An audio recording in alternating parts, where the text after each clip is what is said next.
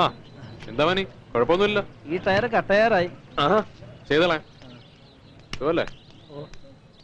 അതെ പോവാം, വിളിക്കണേ. ആ ബാങ്ക് തന്നെ.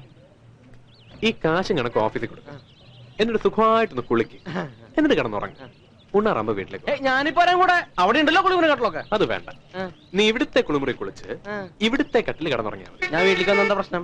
നിന്റെ കണ്ണ് ശരിയല്ല. എന്റെ കണ്ണിന് എന്താ കുഴപ്പം? നിന്റെ കണ്ണിന് ഒട്ടും വകതിരിവില്ല. അത് വേണ്ടാത്തടത്ത് കയറി നോക്കും. എപ്പോ? എപ്പോഴും.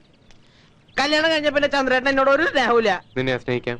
എന്റെ ഇടത് വശത്ത് ഇന്ദ്രേ, വലത് വശത്ത് നിന്നെ കിടത്താം. പോരെ? അയ്യോ,